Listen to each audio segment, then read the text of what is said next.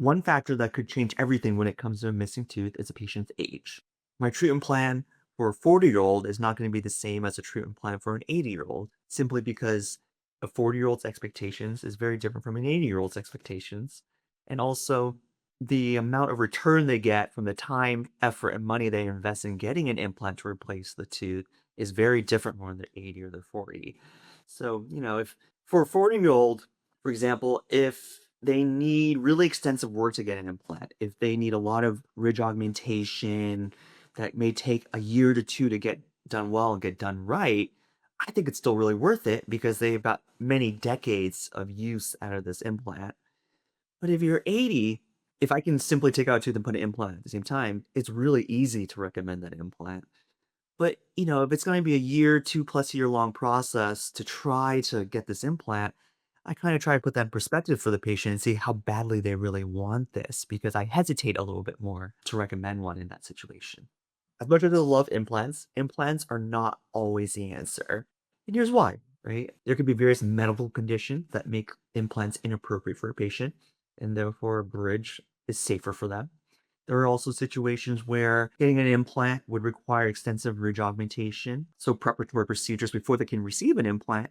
And, if the patient is, let's say, 80 years old, they may not want to undergo all that procedures, and a bridge is much more straightforward for them, because really they just want to have a tooth sooner rather than later.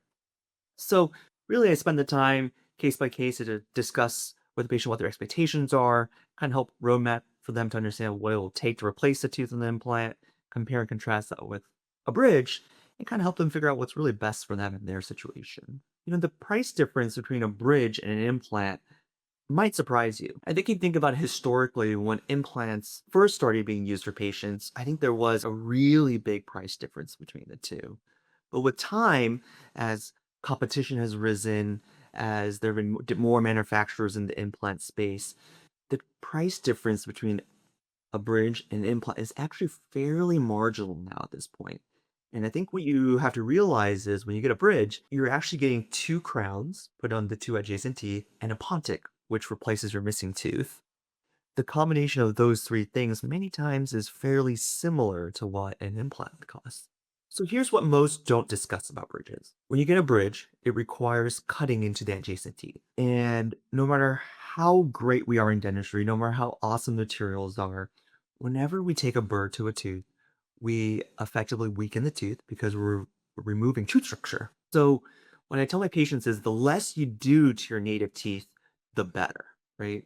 So when you get a bridge, it requires you to cut into the adjacent teeth of the missing site to put a crown onto it. And unless those two teeth needed treatment to begin with, you're really doing unnecessary teeth on those two teeth and potentially dooming it down the line.